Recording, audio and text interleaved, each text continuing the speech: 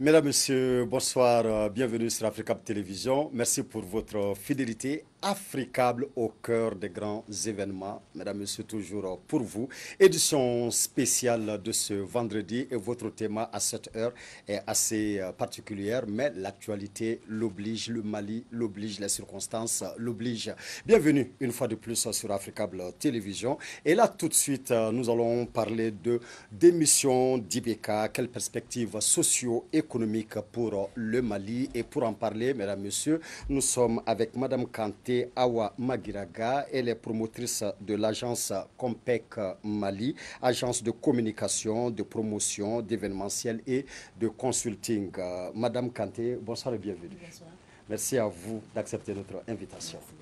Merci. Monsieur Moussa Bendeka Diabaté est notre deuxième invité, directeur de l'URC, Institut RSE, consultant et membre du comité d'experts ISO. Monsieur Diabaté, bonsoir et bienvenue. Bonsoir, monsieur Dissa. Merci à vous d'avoir accepté notre invitation. Merci.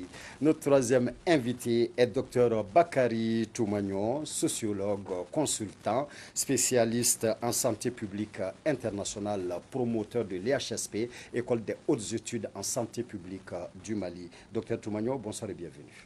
Merci beaucoup, Dissa. Merci de m'avoir invité. Merci surtout à vous d'avoir accepté notre invitation. Et enfin, mesdames, messieurs, nous sommes avec monsieur Cheikhoumar Soumano, président de l'Organisation des jeunes patrons du Mali. Monsieur Soumano, bonsoir et bienvenue. Bonsoir Robert, je vous remercie de m'avoir invité à ce débat. Merci à vous surtout de l'avoir accepté. Merci vraiment. Madame Kanté, nous venons de suivre en direct le meeting depuis le boulevard de l'Indépendance. Alors c'est un grand regroupement de remerciements organisé par le mouvement M5, des remerciements à l'endroit du peuple malien d'avoir cru en une révolution. Alors on a vu une fois de plus que la mobilisation était au rendez-vous. Alors quelle est votre réaction sur la journée d'aujourd'hui? Merci Dissa et bonsoir à tous les téléspectateurs de Africa. Alors, ce que j'ai vu, mes remarques, j'ai vu un peuple qui était fatigué, on va dire par différents mots qui étaient là depuis un moment et qui n'ont pas arrêté de revendiquer des droits, de revendiquer la démission, bien sûr, du président de l'ex-président de la République, Ibeka. Ils ont répondu présent parce qu'il y a une satisfaction qui est là face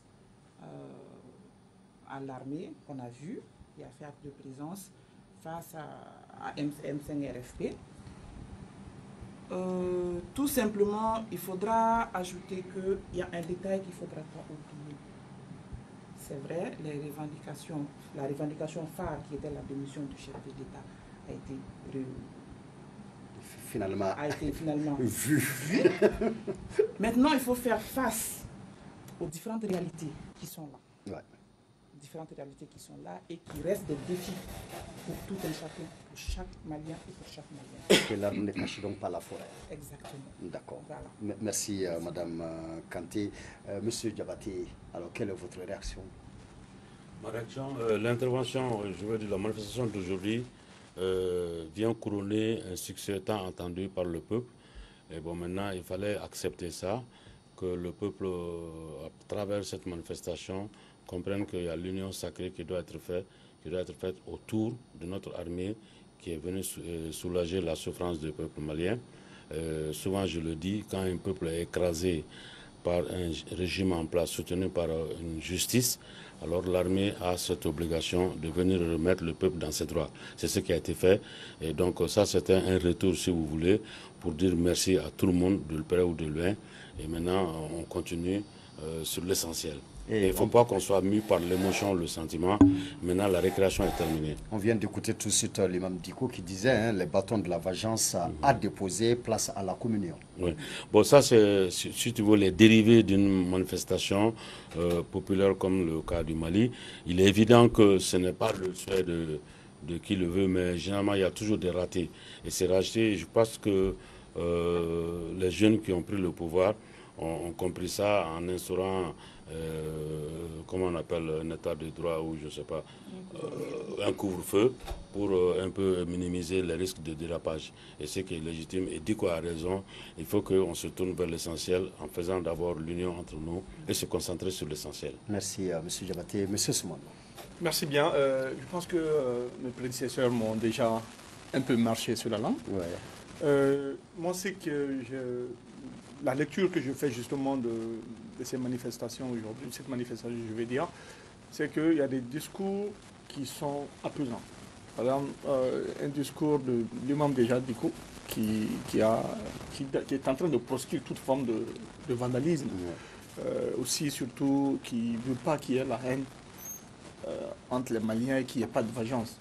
Et je pense qu'il s'inscrit dans cette même logique avec l'ancien président qui, lorsqu'il annonçait sa démission, il a dit qu'il avait une haine contre personne. Je pense que c'est ça le Mali. Il faudrait qu'aujourd'hui, le Mali prime, qu'on soit tous au-dessus le Mali soit au-dessus de nos ambitions personnelles, etc.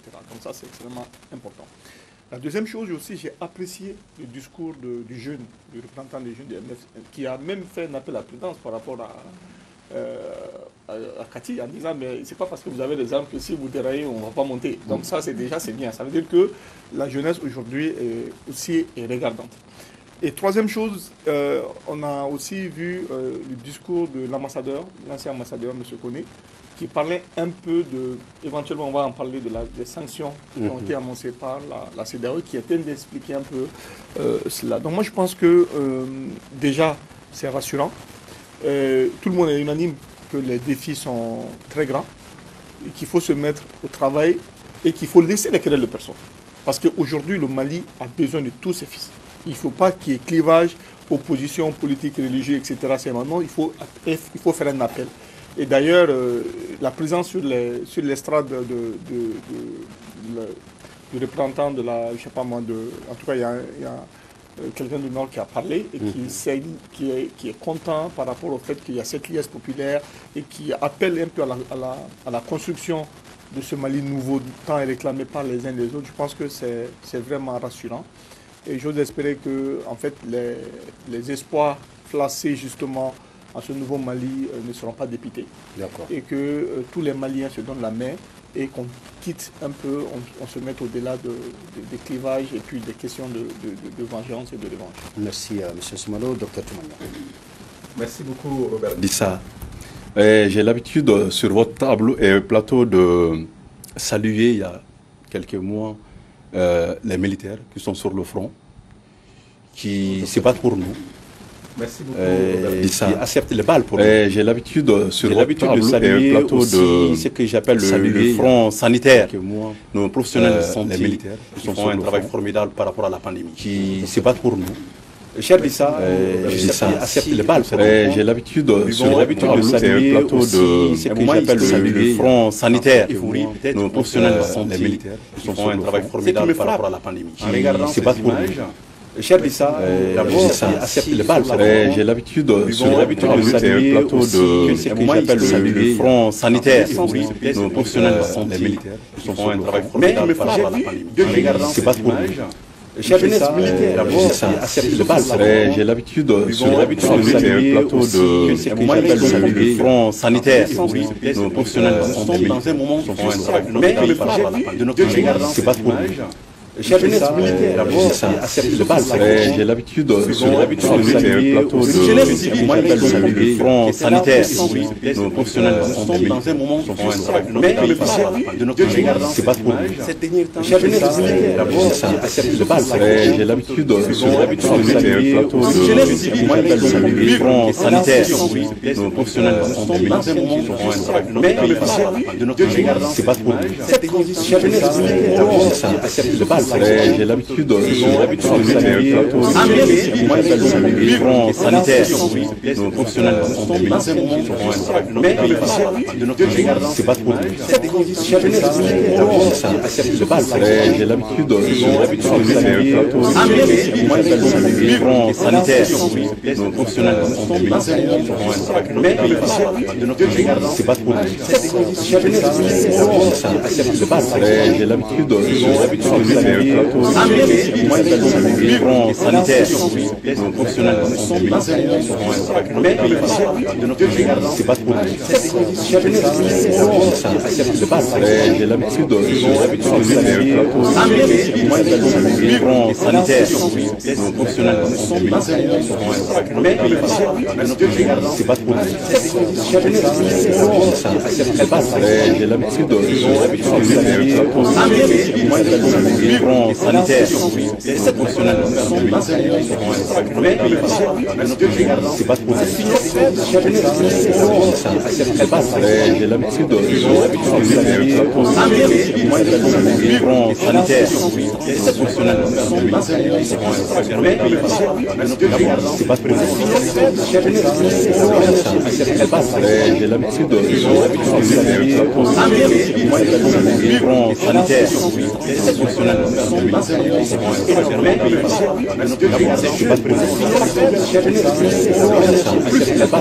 j'ai l'habitude de migrants sanitaires,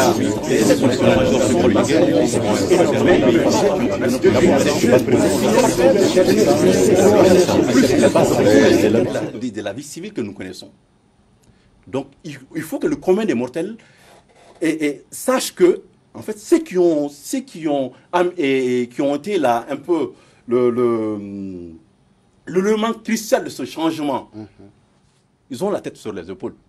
Ils ont la tête sur les épaules et ils maîtrisent les dossiers du pays. Au-delà de ça, si vous prenez les partis politiques, de 1991 à nos jours, presque 30 ans, c'est les mêmes têtes, c'est les mêmes responsables. Et quand vous observez très bien, la jeune pousse, on ne voit pas la jeune pousse. En fait, ça n'émerge pas. Et là-dedans aussi, il y a une transition qui est en train de s'opérer. Donc le Mali vit un moment crucial de son histoire. Est-ce que cette nouvelle jeunesse, militaire, civile, est-ce qu'ils vont oser assumer leur destin? D'accord.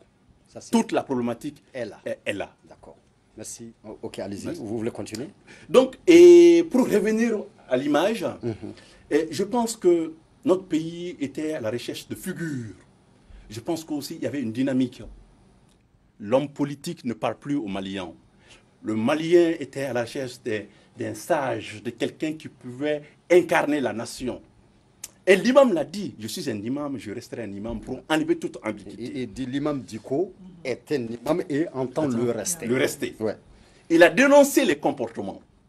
Ces comportements, mais en réalité, notre pays, le résultat que nous vivons aujourd'hui, c'est une question de comportement. Corruption, vol, vandalisme, etc. Donc, il a dénoncé cela. En même temps, il a fait appel à nos valeurs.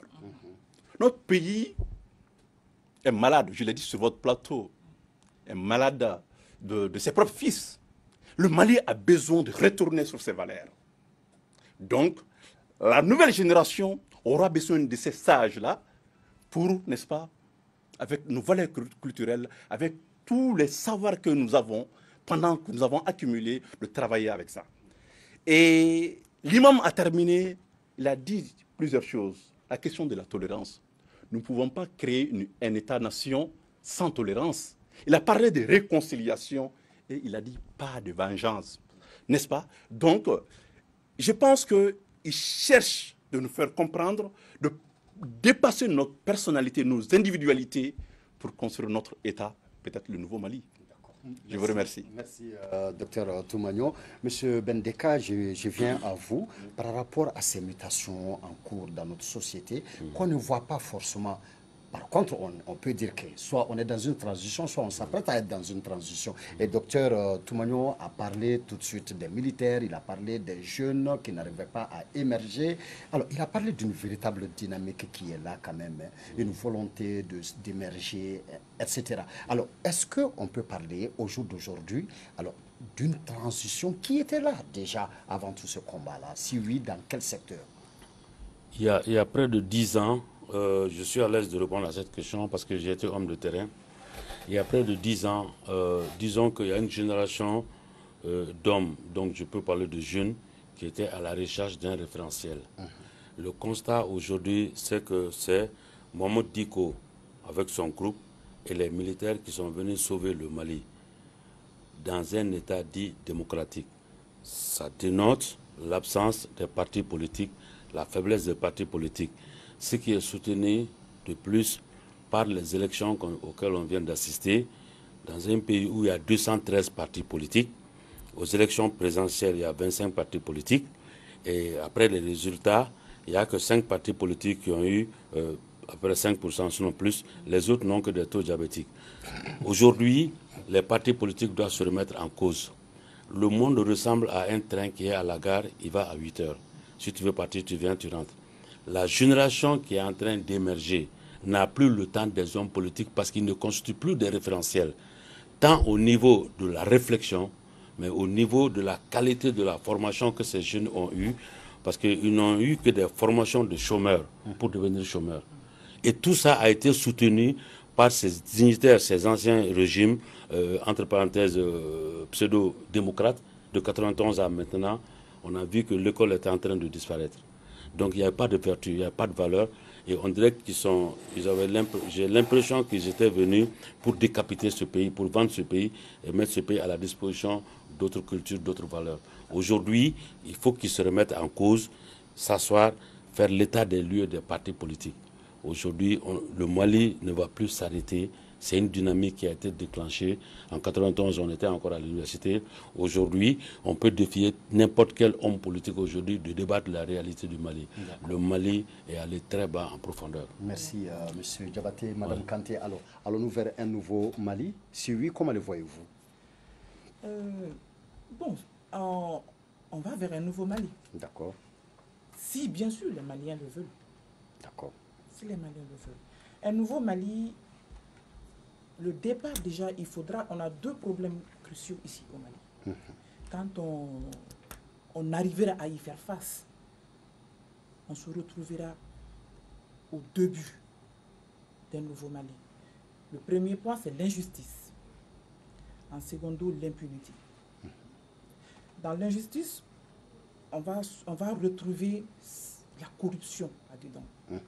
Et la corruption, c'est un problème qui gangrène énormément le Mali et à tous les niveaux. L'impunité, tous ceux qui sont carrément sur cette branche de népotisme, de favoritisme, ils commettent tous ces actes et il n'y a rien. C'est impuni. À croire que c'est un chemin qu'on est en train de dégager pour des générations à venir à suivre le même chemin. Et ce n'est pas possible pour un Mali nouveau. C'est pas possible pour un Mali nouveau. Un Mali nouveau a besoin de sa jeunesse, de l'engagement de sa jeunesse. Et ça, à 200%. Aller à l'école, faire des formations universitaires, d'accord. Avoir un diplôme, le diplôme c'est un parchemin, on est d'accord. Mais là, il faut être sur la phase d'excellence en matière de mettre un projet en place soi-même, arriver à mûrir des idées. Pendant que, pour reprendre l'expression de M. Diabaté, ils sont formés à être des chômeurs. Et on n'a plus le temps pour ça. Le 21e siècle, le Mali nouveau n'a pas besoin de ça. Voilà. On espère bien que tout ce qui s'est passé ces derniers moments, qu'il y ait des leçons à tirer dedans, des bonnes leçons, et des choses à ne plus reprendre. D'accord. Donc, des erreurs à ne plus commettre. Donc, la lutte pour la justice et contre l'impunité. Et cela passe par la lutte contre la corruption, par le favoritisme. D'accord. Et comme vous êtes dans le monde des affaires, ce nouveau Mali-là, quel avenir ouvre-t-il aux investissements dans notre pays, selon vous? Comment le voyez-vous? Alors, ce nouveau Mali, pour les investissements, déjà, c'est de parvenir à regagner cette confiance. De qui? Des investisseurs, de ceux qui viennent dans les affaires. Regagner cette confiance qui, malheureusement, est partie, en fait, en réalité. Pourquoi? Parce que le Mali fait partie aujourd'hui de l'un des pays les plus corrompus du monde. C'est clair. Et dans ces conditions-là, c'est impossible de venir s'investir sur quoi que ce soit ou dans quoi que ce soit. C'est pas possible. Alors, donc, pour encourager des investisseurs, pour encourager et faire de nouvelles ouvertures pour le monde des affaires, Parce que moi, je me focalise toujours sur la jeunesse, quoi, en fait. Parce que je me dis que la lutte aujourd'hui, c'est un combat générationnel.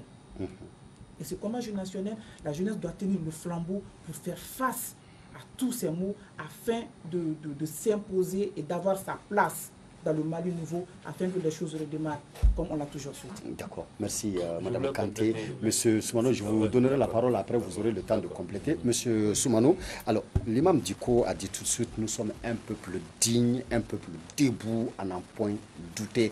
Est-ce que sur le plan des investissements, alors ce nouveau Mali qui s'ouvre, alors nous offre de belles perspectives selon vous? Merci bien. Alors, avant de répondre à cette question, je voudrais rajouter quelques éléments à ce que ma soeur Awa disait tantôt. Vous savez, déjà le Mali nouveau, elle a dit il faut bannir déjà la corruption, il faut aller vers une justice bien distribuée, etc. Mais au-delà de ça, moi je pense qu'il faille aller vers aussi l'instauration de la culture de l'excellence. C'est extrêmement important. Il faut aussi qu'il y ait la transparence. Parce que aujourd'hui, vous savez, j'ai l'habitude de le dire, l'administration publique, c'est-à-dire le marché d'État, constitue 70% du chiffre d'affaires de 80% des hommes d'affaires. Donc, pour accéder justement à ces marchés publics-là, c'est là où véritablement les choses souvent peuvent être biaisées en termes d'application de la procédure. Donc, il faut qu'il y ait une application d'une transparence. C'est vrai qu'il y a beaucoup d'autorités de régulation, mais souvent même, comme elle a dit, il peut arriver que la corruption qui se mêle dans la danse peut amener les choses à être biaisées. Donc il faut qu'on veille vraiment à cela. Je pense que c'est extrêmement important. Le Mali nouveau également, je pense que les prémices ont été déjà posées. Parce qu'à un moment donné, pour moi, quand on veut parler de nouveau, il faut un changement. Ce changement, c'était un changement générationnel. On a vu des jeunes dont les pieds étaient mis à l'étrier, à gérer de passer le pouvoir à un certain niveau. On a vu des premiers ministres jeunes, on a vu des présidents d'assemblée jeunes. Donc je pense que déjà, les prémices avaient été posées. Et là, je crois qu'il faut ce acquis, il faut le préserver. Mais de mon point de vue, ce qui est important de mettre en œuvre et de véritablement ancrer, c'est vraiment le choix des bons hommes. Parce que quand vous ne pouvez pas dire on veut faire un changement, on veut faire la promotion de la jeunesse, la promotion des femmes, mais si on ne prend pas les bons hommes et les bonnes femmes, ça n'ira nulle part. Donc la compétence, le critère de compétence est extrêmement important. Maintenant, pour revenir à votre question, vous avez parlé de questions de promotion des investissements. Vous savez, et des relances économiques. Aujourd'hui, au Mali, il y a trois facteurs auxquels il faudrait trouver des solutions. Trois facteurs locaux, je veux dire. Un investisseur, déjà, il a besoin de stabilité politique et institutionnelle. Ça, c'est le b.a.-ba de la chose. Un investisseur a besoin de sécurité. Donc, sécurité de ses biens, de ses investissements, et lui, de sa personne elle-même. Ensuite, un investisseur a besoin de garanties en termes d'exécution des engagements qu'il va souscrire. Ça veut dire quoi? Quand il va signer des contrats et qu'il a maille à partir avec un de ses clients ou un de ses fournisseurs, et qu'il sait qu'il a raison, la solution, ou en tout cas la justice est dite par l'administration judiciaire, mais il faudrait qu'il ait la garantie que, véritablement, même s'il ne connaît personne, qu'il pourrait véritablement avoir gain de cause, s'il doit avoir gain de cause. Ensuite, la quatrième des choses aujourd'hui, les gens le disent, il faudrait qu'on crée véritablement des conditions de facilitation de l'accès au financement. Et c'est que Mahmoud Diko dit, le Mali, aujourd'hui, les problèmes auxquels on fait face, je vais anticiper sur la question, c'est déjà l'embargo. Vous savez, quand un pays est sous embargo, la CEDEAO a annoncé les sanctions économiques en disant de fermer les frontières. Déjà, ça affecte durablement les opérateurs économiques. Et ça va affecter particulièrement des secteurs d'activité, notamment tout ce qui est transport. Mais rapidement, pendant que vous êtes en train d'en parler, alors, embargo levé sur les denrées de première nécessité, sur les produits pétroliers, sur les produits pharmaceutiques, sur l'électricité. Mais attends, cet embargo, c'est quoi finalement? Oui, mais le problème... Ça nous fait quoi finalement? Mais le problème, ce n'est pas ça. Parce que moi-même, quand ça a été annoncé, j'ai fait un post en disant que, en vertu du droit humanitaire, qu'il faille ce qu'on appelle un couloir humanitaire pour faire passer justement ce qui... Mais le problème, ce n'est pas ce niveau. Vous savez, les gens sont bloqués. Quand les frontières sont fermées, vous êtes parti rendre visite à un parent à l'étranger dans un pays voisin, vous êtes bloqué, vous ne pouvez pas venir. C'est vrai. Ça, c'est un problème. Ça bloque pas même les ça investissements. bloque les investissements. Oui, oui. Parce que qu'est-ce qui va se passer? Un investisseur qui se dit, j'ai une réunion au Mali avec mes actionnaires, je viens, il est possible qu'on me ferme la porte. Donc, c'est des choses qu'on ne voit pas. Donc, maintenant, moi, de mon point de vue, les formes de sanctions doivent être revues. Parce que c'est des sanctions depuis dans les années 80, depuis dans les années 60. C'est la même chose. Le Cuba a fait l'objet de l'embargo, la Libye a fait l'objet de l'embargo, le Mali l'a fait l'objet de l'embargo en 2012. C'est vrai, on s'est beaucoup débattu, mais toujours est-il que ce n'est pas... C'est les peuples qui en souffrent. Et moi, je pense que les réflexions doivent porter justement comment contourner pour que les peuples soient résilients. Je sais qu'on est fort. On va certainement Donc parler de la maintenant, résilience. je pense que c'est prévu. la récurrence des blocus comme ça peut aussi faire un frein parce que vous savez, quand les investisseurs étrangers viennent, ils regardent un peu ce que le doing business fait. Donc on va voir les pays où je vais investir, on essaie de voir si votre pays malheureusement se trouve en ligne rouge, même s'ils veulent faire des investissements, ils préfèrent aller faire dans d'autres pays. Donc voilà en un mot, alors retrouvons rapidement la communauté internationale. Alors, il faudra entrer en phase avec la communauté internationale. C'est-à-dire aujourd'hui, moi je fais confiance. Parce que les discours que j'ai entendus aujourd'hui, je suis rassuré qu'il y a des connaisseurs qui vont donner la voix, qui vont montrer la voie et qui vont rentrer tout de suite en négociation pour qu'on puisse très rapidement sortir de cette situation. D'accord, merci M. Soumano. Docteur Toumagnon, alors M. Diabaté a soulevé un grand problème de formation des jeunes. Donc du coup, on va enchaîner avec la formation, avec l'éducation même de façon générale, que ce soit l'instruction générale, que ce soit l'éducation en famille, dans la société. Alors, est-ce qu'on peut dire que ce qui vient de se passer au Mali, c'est-à-dire la démission d'Ibeka, avec tout ce qui a précédé et tout ce qui va suivre, est-ce qu'on peut dire que cela va enclencher une dynamique de changements sociaux, tant individuels que collectifs désormais? Merci beaucoup, Lisa. Tout dépendra des choix stratégiques, des orientations que le Comité national de salut du peuple va essayer d'amorcer. Personnellement, je fais confiance à ces jeunes. Il y a certains d'entre eux, je les connais personnellement. Ils ont montré leurs preuves. Le commandant des mortels ne les connaissent pas très bien, mais ils ont montré leurs preuves, en tout cas au sein de l'organisation militaire. Vous savez, souvent on dit quelque chose, on dit que les jeunes Maliens n'ont pas de niveau, n'est-ce pas?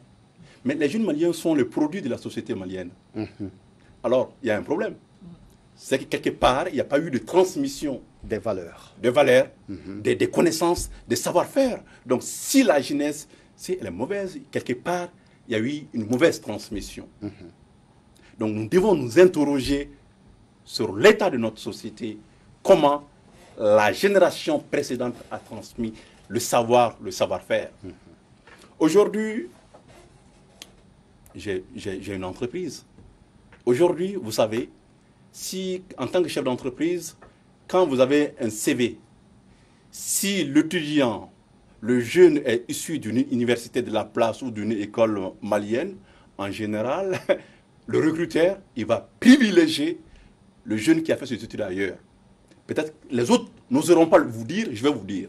C'est comme ça que ça se passe. Parce que tout le monde est unanime qu'il n'y a pas de niveau. Il faut orienter stratégiquement notre éducation. Je vais vous donner des exemples concrets. Prenons par exemple un jeune qui veut faire un BT2 en dessin bâtiment. Il va passer l'examen BT1.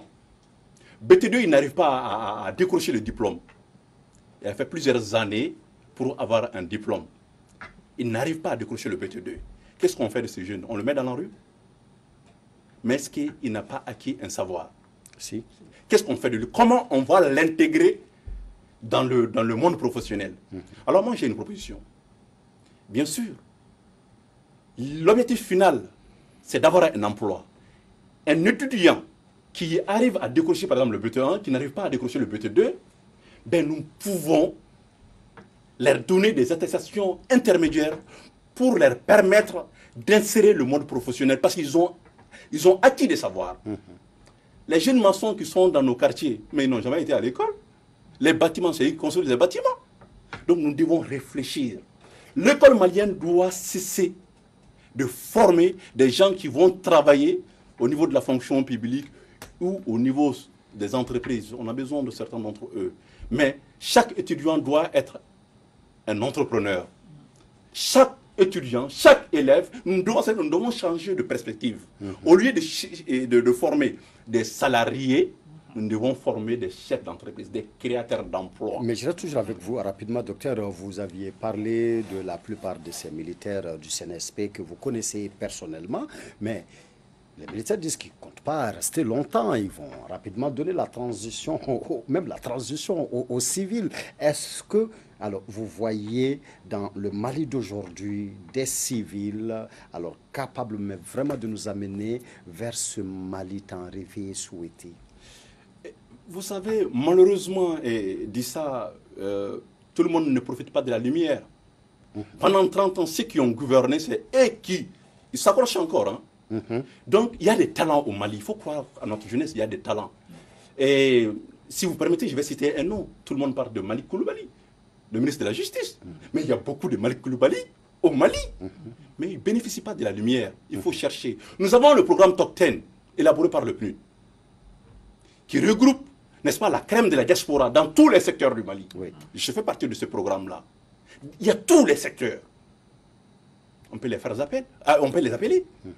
À l'intérieur du pays, nous avons des talents. Au-delà de cela, il ne faut pas dissocier ces jeunes militaires de la société globale malienne. En fait, ils sont issus de cette société, c'est nos frères, c'est nos amis, c'est des maris, etc. Donc ils connaissent la réalité malienne. Il faut prendre la crème de ces pays-là. Il faut travailler avec la crème de ce pays. La dénicher, la trouver et la faire travailler. Toute la faire. Donc il faut une politique de recrutement. Et là-dessus, je dis, puiser dans nos valeurs. La famille est une chose très très importante, mais j'ai dit une fois sur votre plateau que la famille souvent aussi a tué le Mali. Parce qu'on va prendre telle personne, il appartient à telle famille, c'est mon neveu, je le connais, c'est mon fils. Il faut arrêter avec ça. On ne construit pas une nation comme cela. Au-delà de ça, il y a d'autres secteurs. Le secteur de l'agrobusiness. Mais 70% des Maliens vivent dans les zones rurales. L'agrobusiness, qu'est-ce qu'on en fait? Le secteur des mines. Mais l'or ne brille pas pour les Maliens. Donc il faut réfléchir sur cette question-là. Le coton, il faut réfléchir sur cela. D'accord. N'est-ce pas? Donc je pense que, dit ça, avant d'abord de nous ouvrir au monde, avant de nous préoccuper par rapport à qu'est-ce que la CEDEAO va dire et tout cela, il faut que nous-mêmes, nous ayons quelque chose à vendre. Quand une société n'a pas quelque chose à vendre, ben les autres ne peuvent pas vous respecter. Donc il faut d'abord produire local, valoriser nos produits. D'accord. Merci, docteur Toumagnon. Alors, monsieur Diabaté, les perspectives démocratiques.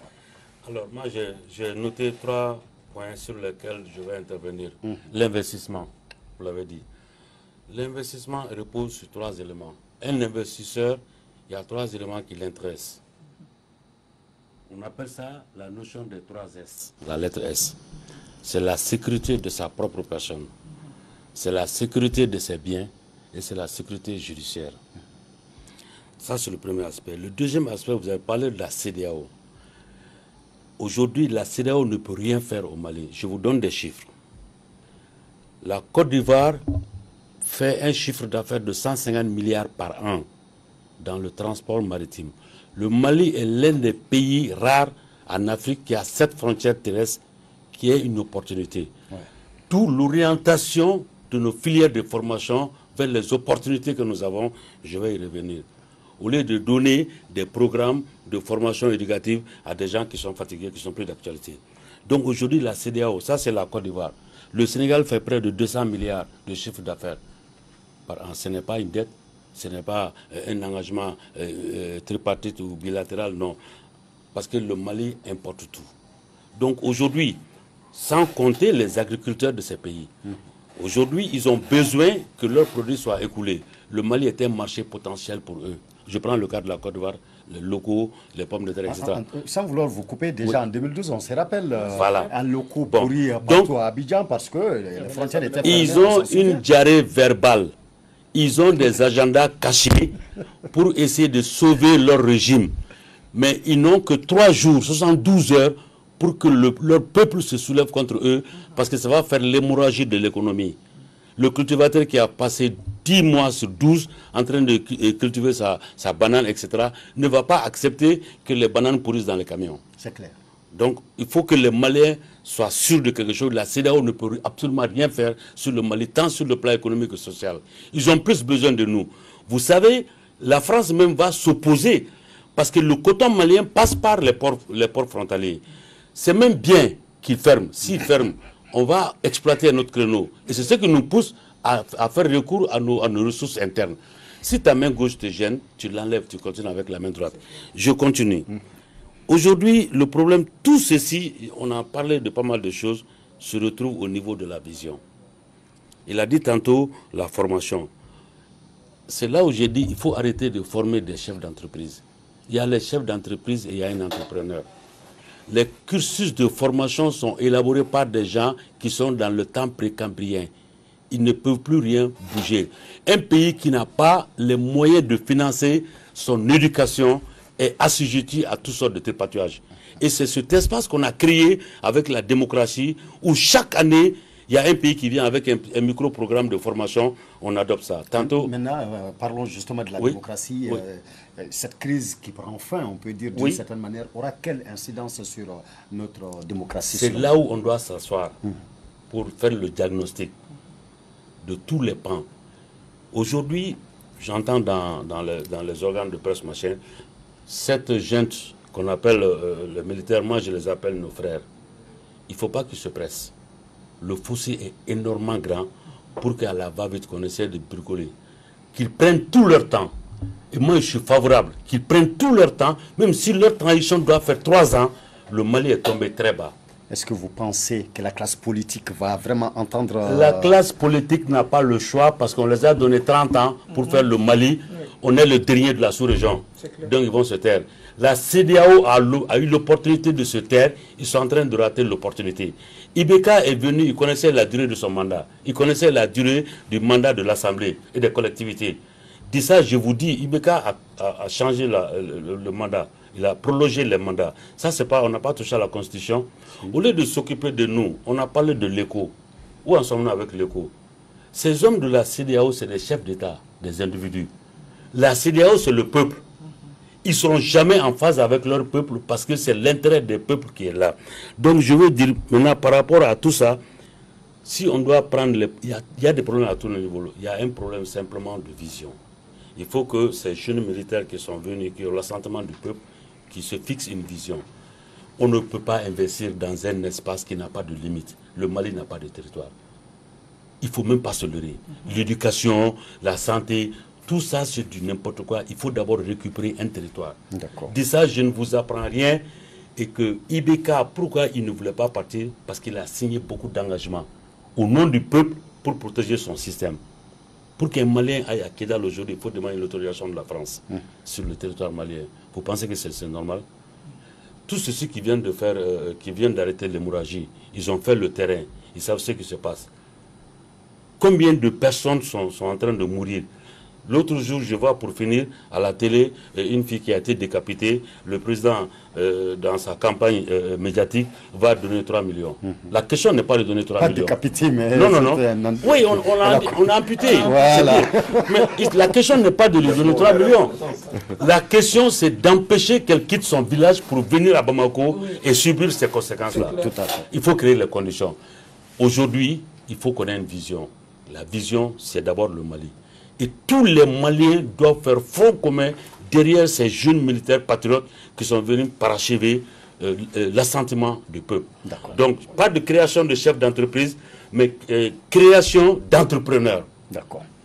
Non, c'est autour de madame, vous aurez la parole et vous allez réagir, vous pouvez déjà noter. Voilà. Madame, cette crise, finalement, nous a-t-elle appris quoi sur nous-mêmes en tant que Maliens, selon vous? Alors, merci pour la question. La crise nous a appris qu'en réalité, si tous les Maliens se lèvent pour un seul homme, on peut finalement avoir ce qu'on désire. En bien cette fois-ci. La façon dont tous les Maliens ont été mobilisés pour décrier tout ce qui était déjà en place comme problème, comme mal. Alors, si on s'unit dans le même dynamique, il n'y a pas de raison pour que nos attentes soient exaucées. Ça a appris qu'au Mali, ce qui était possible il y a 20 ans, 30 ans, aujourd'hui ce n'est plus possible. Le Malien d'aujourd'hui a une vision sur le monde, a une vision sur son pays et a un rêve pour son pays. Donc, tout ceci nous amènerait à dire que pendant cette période de transition, et même au-delà, il y aura forcément un changement, obligatoirement. Ceux qui doivent venir, ceux qui doivent assumer ces différentes responsabilités, doivent se rendre compte que ce peuple malien qui est là a les yeux sur tout ce qui se passe dans son pays, a les yeux sur tout ce qu'elle possède comme ressources, et que désormais, ça doit être pris en compte, ça doit être géré de la bonne manière, comme le souhaite le Malien. Alors, il fut un moment où on disait que nos militaires n'étaient pas vaillants, des histoires. Est-ce qu'on peut dire que, alors, le dénouement de la crise, finalement, réconcilie les militaires avec leur peuple? On l'espère. On l'espère. On l'espère. D'accord. On l'espère. Okay. Il y a tellement de choses qui rentrent en jeu. On espère que ça sera au moins une phase décantée. Et cette jeunesse, cette nouvelle jeunesse, est-ce qu'elle va rester debout? Est-ce qu'elle va veiller? Est-ce que la veille citoyenne va continuer selon vous? Cette jeunesse n'a pas le choix. Okay. Cette jeunesse n'a pas le choix et cette jeunesse n'a pas droit à l'erreur. Cette jeunesse n'a pas droit à refaire ce qui a été mis en place ou ce qui a été fait jusque-là. La jeunesse n'a plus ce temps, on n'a plus ce droit. Sinon, les mêmes causes vont produire toujours les mêmes effets. D'accord, merci Madame Kanté. Monsieur Soumano, parlons de l'unité nationale. Alors qu'il y avait vraiment mal un bon moment, est-ce qu'on peut dire qu'une nouvelle ère s'ouvre à nous? Parce que Diko, dans son discours tout de suite, a parlé de la communion, de déposer définitivement les bâtons de la vengeance, de nous retrouver en frères, en parents, parce que nous sommes le même Mali. On peut donc dire que l'unité nationale, plus que jamais, se renforce-t-elle? Absolument. Alors, se renforce beaucoup, mais il faut déjà faire les causes de ce qui n'a pas marché par le passé. D'accord. Vous savez, je suivais l'autre jour une de vos émissions où vous parlez de multitude d'associations qui ont pullulé ici et là. Oui. Ça veut dire que déjà au Mali, notre pays a été confronté à un problème de leadership. Le leadership a été, je dirais, le socle de beaucoup de conflits. Donc ensuite, il y a la question d'organisation. Quand il y a le problème de leadership, il y a une question d'organisation qui va suivre. Et maintenant, on va se poser la question de gouvernance. Nous n'avons pas échappé à cela. Je pense qu'aujourd'hui, ce qu'elle a dit tout à l'heure, ça me rappelle les discours même de ceux qui sont en train de vouloir redresser le pays. Aujourd'hui, je dirais le Kati, il dit qu'on n'a plus droit à l'erreur. C'est extrêmement important. Donc, il faudrait se retourner vers nos valeurs. Et nos valeurs, c'est le dialogue. Maintenant, ce que je veux dire, qui me paraît extrêmement important, c'est que déjà, il faudrait que nous ayons tous la même ambition. Et cette ambition, c'est que le Mali puisse revenir et retrouver ses lettres de noblesse datant. Je l'ai dit, on était fiers, il y a une vingtaine d'années, de dire que le Mali était le havre de paix. Et les investisseurs, quand on partait à des foires, on disait que nous avons le meilleur système d'investissement. Et on était le seul pays de l'UEMOA à l'époque où un investisseur étranger venait sans être obligé de s'associer avec un national. Vous ne verrez ça dans aucun système, si ce n'est le Mali d'ailleurs. Ça fait qu'un des pays de l'UEMOA a attaqué le Mali devant un tribunal de l'UEMOA pour dire que nous sommes en train de faire une concurrence déloyale aux autres pays de l'UEMOA. Parce que dans ces pays-là, dans leur code des investissements, quand vous venez pour investir, vous êtes obligé de vous associer à un national. Parce que ça veut dire que c'est une manière de verrouiller les choses. Mais au Mali, il n'y en avait pas. Alors, donc, en termes d'unité nationale, ce que vous dites, je pense que c'est là, cette unité nationale doit s'affirmer encore plus pour faire face justement à ce blocus de la CEDEAO. Et je le rejoins dans son analyse que le Mali n'a véritablement pas besoin de la CEDEAO. C'est vrai. Parce que qu'est-ce qui se passe en réalité? Je vais essayer de caricaturer. C'est comme une banque. Tout le monde sait que la banque a des ressources. Et la banque vit des intérêts et des commissions générées par les crédits qu'elle fait à ses clients. Alors, imaginez un temps soit peu qu'une banque dit je ne fais plus de crédit, je garde mes milliards. Qui va en pâtir? Ce n'est pas le client, c'est la banque. Parce que qu'est-ce qui va se passer? Elle ne pourra plus payer ses employés, elle ne pourra plus payer ses charges locatives et ne pourra plus payer ses impôts. Donc elle va finalement courir derrière ses clients pour leur faire le crédit. Donc on est dans une situation comme ça. C'est sûr que pour un départ, ça va faire mal. Comme je l'ai dit, le fait seulement qu'il y ait la liberté de se mouvoir sera entravée, ça peut un peu peser sur le citoyen lambda. Mais à terme, du point de vue stratégique, économico-financier, je pense qu'ils vont l'aider. C'est vrai, moi j'avais eu peur à un moment donné parce que la rupture de carburant pouvait faire une flambée des prix. Mais heureusement que cela a été allégé sur proposition du président Macky Sall, qui a dit de réapprécier les sanctions en demandant de... Tout à fait. Voilà. Donc moi je pense qu'à ce niveau-là, comme vous l'avez dit tout à l'heure, quand on a le carburant, nous avons les denrées de première nécessité, nous avons les médicaments, on peut même dire que le Mali, une fois de plus, même déclenche une autre dynamique, même au niveau de la CEDEAO, même sur les embargos. Parce que les embargos, on peut dire qu'ils étaient toujours contre les peuples que contre les dirigeants illégitimes. Mais là, cette fois-ci, c'est entre dirigeants qu'il y a problème. Le peuple. Mais c'est pour cela que j'ai dit qu'aujourd'hui, il faut revoir la forme de la sanction. Parce que les sanctions économiques. Il y a eu évolution là. Il faut qu'on quitte. Parce que c'est des sanctions qui ont été inventées dans les années 60. On ne peut pas entrer en 2020 encore. Il faut quand même changer cela. Moi, je suis d'accord qu'il y ait des sanctions État qui concernent les États, mais pas les populations qui n'ont rien fait. C'est ça le problème en fait. Et d'ailleurs, un opérateur économique, on le sait au Mali, dans l'espace CEDEAO, de l'espace suivant, un opérateur économique ne peut pas rester une semaine dans son pays. Il faut qu'il se déplace. Donc ça, il a fait quoi pour qu'il ne puisse pas se mouvoir. Donc il faut qu'on intègre cet aspect-là. Donc même s'il y a ça, qu'on laisse les gens se... Donc c'est l'occasion ou jamais d'être plus unis. Enfin, je finirai pour dire que l'unité malienne aujourd'hui, la transition que vous avez indiquée, c'est une transition de la 3e vers la 4e République. Pourquoi? Parce que la situation juridico-constitutionnelle que nous vivons n'est prévue nulle part dans la Constitution. Et nous est obligé d'aller vers une transition politique. D'accord. Et cela, je pense que c'est là la première priorité pour que on revienne justement, on revienne en ordre constitutionnel. Il faut qu'on fasse une quatrième république avec une nouvelle constitution qui prenne en compte tous ces scénarios que nous avons vécu au Mali. Parce que imaginez aujourd'hui, quand on estime que la Cour constitutionnelle ne peut pas, comment on appelle, son arrêt inattaquable, et après on revient pour revoir cela. Donc vous voyez que c'est des choses qu'il faudrait véritablement intégrer dans la Constitution. Donc de mon point de vue, je pense que l'unité malienne, notre unité s'en sort bien. Il n'y a pas vraiment de problème. Et moi je suis content de voir tout ce qui s'est passé aujourd'hui au cours de la rencontre de M5. Merci Monsieur Soumano, docteur Toumagnon. Alors qu'en est-il de la résilience? Parce qu'il a été le premier à soulever la question de la résilience du peuple malien. Après, M. Diabaté et Mme Kanté ont eu à avoir un mot sur les sanctions CEDEAO. Sommes-nous assez résilients? Écoutez, Dissa, si vous vous intéressez un peu à l'histoire contemporaine du Mali, 1968, 91, 2012, 2020. Regardez les anciennes émissions.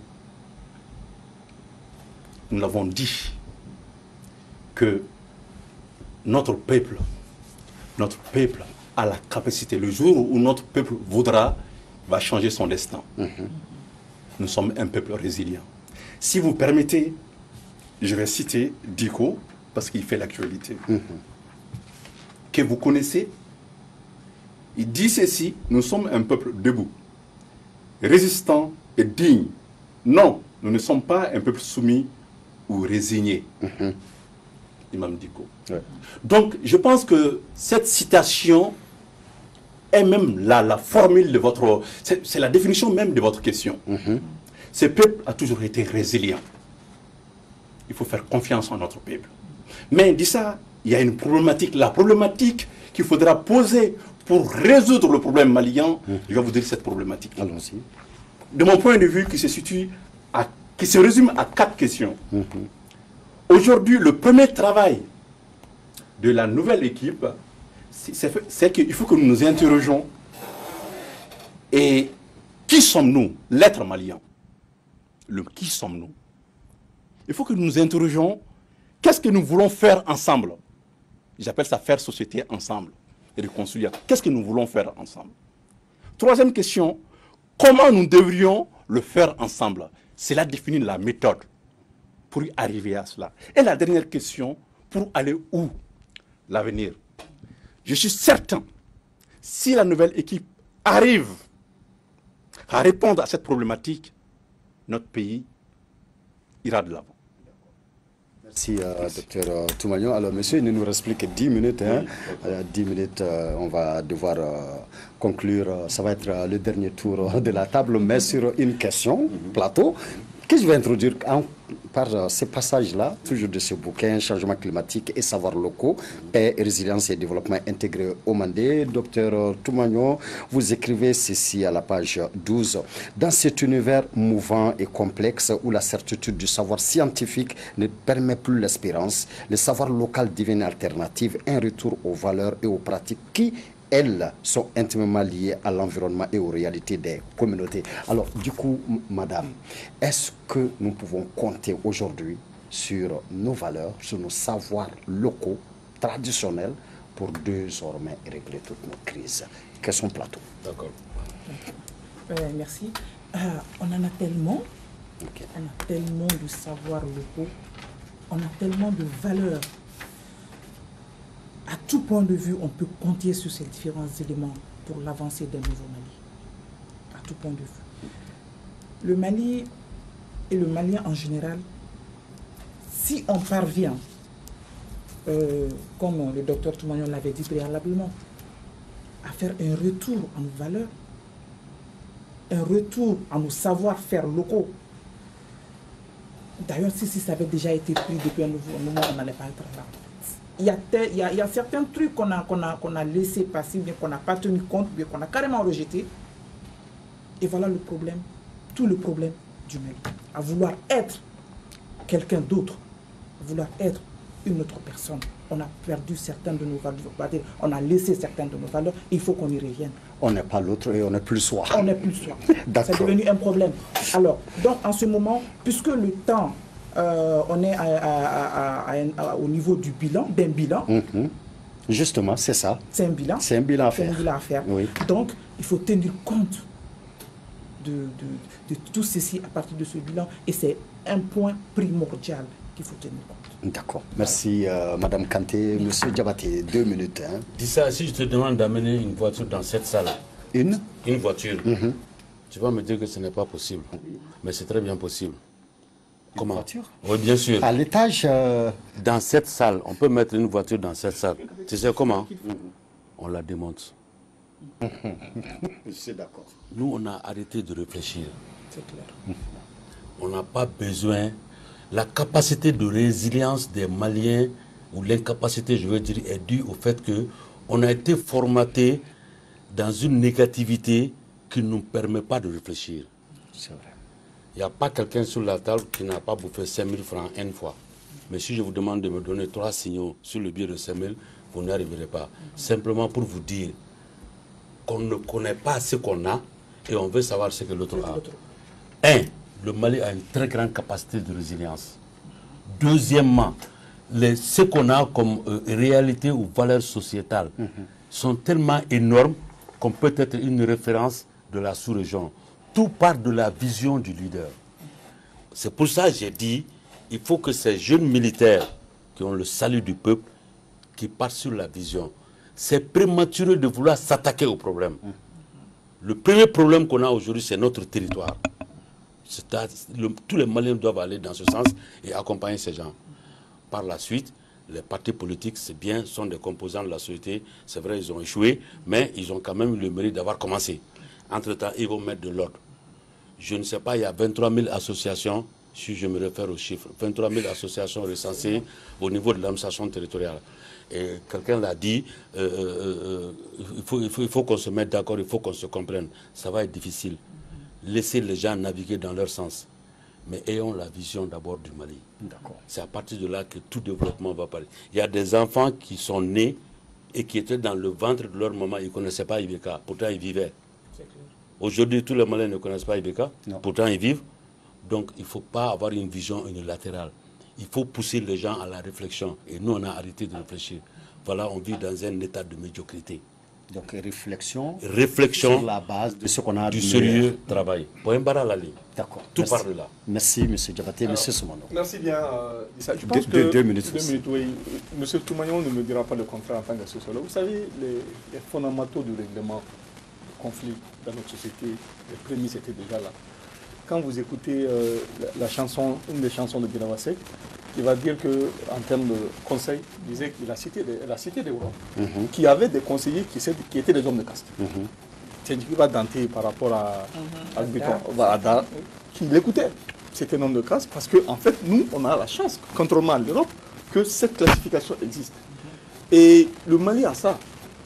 Nous avons le quadrat qui existe, nous avons les chefs religieux à travers. Donc, je pense qu'on n'a pas besoin de la CEDEAO ou de qui que ce soit. La gérontocratie aussi qui est là. Voilà. Parce que nous avons le droit d'aînesse. On écoute nos aînés. Et nous écoutons nos anciens chefs. Ouais. C'est-à-dire, aujourd'hui, quand il y a un collège des anciens chefs d'État qui se réunissent et qui parlent à un chef d'État en exercice, je peux vous assurer qu'il va l'écouter. Il va lui dire, nous, on est passé par là, il faut nous écouter. Et je pense qu'il y a certains anciens chefs d'État qui ont tenté de résoudre la crise. Malheureusement, bon, après, il n'y a pas eu d'accord. Donc moi, j'estime que tout ça doit faire partie de notre transition vers le nouveau Mali, que s'il y a une nouvelle constitution à faire, qu'on intègre ça comme étant des éléments. Les Ivoiriens l'ont fait. Hein. Si vous prenez la constitution ivoirienne, vous verrez les instruments de règlement de crise. Il y a ces instruments qui sont cités dans leur constitution. Au Mali, ça n'existe pas, mais on en fait usage. Donc je pense qu'il est important pour ceux qui auront la charge d'assurer cette transition que chaque Malien appelle de son vœu, que ces éléments soient mis en compte. Le déni aussi a été un instrument fantastique qui a sorti des recommandations, mais qui malheureusement n'ont jamais été appliquées. Donc c'est ça aussi. Il sera temps de les appliquer. Mais est-ce que ces recommandations sont toujours d'actualité? Parce que aussi la situation a évolué en temps. Donc il faut voir cela. Donc je pense que, en tout cas moi, ce qui est important, si nous avons toujours imaginé, comme il a dit, on a réfléchi, il y a des experts qui ont réfléchi et qui ont trouvé le déni n'est écrit nulle part. Il y a eu en 92, en 91, il y a eu la conférence nationale. En 2019, c'était le dialogue national inclusif. Ce qui est important, c'est les mêmes personnes pour le même résultat, mais dans le sous-développement. Voilà, donc je pense qu'il faudrait que nous puissions, quand il y aura des recommandations, qu'on aille à l'application et qu'il y ait une garantie pour leur exécution. Merci, M. Soumano. Docteur Toumagnon, 2 minutes. Sur les savoirs locaux. Vous savez, et d'Issa, nous sommes en train de tracer un chemin au Mali. Et c'est la valorisation des savoirs locaux, c'est la valorisation de nos cultures, et dans tous les secteurs. Il l'a dit, mais souvent, les esprits se rencontrent. L'être malien a cessé de penser, de réfléchir par lui-même. Excusez-moi, soit nous réfléchissons arabe, soit nous réfléchissons occidental. Mais nous ne réfléchissons pas malien, mandé, songoï ou... Nous sommes un peuple qui est issu d'une très grande histoire. Prenons la charte du Mandé, le Kouroukanfoua. Hey, nous avons tout à apporter au monde. Cette charte nous dit quoi? Cette charte nous parle de l'éducation. Nous avons débattu l'éducation. Nous parle de la liberté individuelle et de la limite de cette liberté. Cette charte nous parle de la faim. Comment on doit se protéger de la faim. Cette charte nous parle des femmes, du genre. Et cette charte nous parle de la servitude, de l'esclavage, du travail. Je vais souvent au Mandé, notamment à Sivi, dans le village de Kalassa. Il m'arrive d'assister, de participer même à des rencontres. De ça, j'ai remarqué que le chef du village, il va pas d'abord prendre la parole. Il va écouter tout le monde. Car ça, Edou, il va écouter tout le monde. En fait, finalement, la décision qu'il va prendre, c'est pas sa décision, c'est la synthèse. Mais si notre président faisait la même chose, on n'allait pas être le même problème. Non. Donc, il ne faut pas réinventer la démocratie. Elle est là. Il faut que l'être malien sorte dans le déni de soi-même. il faut que nous apprenions à nous connaître nous-mêmes. Une fois qu'on sait cela, on arrive à le faire, on peut poser les grands jalons de notre développement. D'accord. Merci, docteur Toumagnon. Mesdames, Messieurs, vous suiviez cette émission théma spécial dans le cadre de la journée spéciale africable de ce vendredi sur le thème d'émission d'IBK, quelles perspectives socio-économiques. Et pour en parler, nous étions avec Madame Kant Awa Magiraga, promotrice de l'agence Compec Mali, agence de communication, de promotion, d'événementiel et de consulting. Monsieur Moussa Bendeka Diabaté, directeur de l'IRC, l'Institut RSE, consultant et membre du comité d'experts ISO. Docteur Bakari Toumagnon, sociologue, consultant, spécialiste en santé publique internationale, promoteur de l'IHSP, école de hautes études en santé publique du Mali, et M. Cheikh-Oumar Soumano, président de l'Organisation des jeunes patrons du Mali. Ce fut un plaisir pour moi, mesdames et messieurs, de vous présenter ce numéro et d'être là toujours avec vous, Africable au cœur des grands événements. Merci pour votre fidélité. Nous nous donnons rendez-vous. À très bientôt.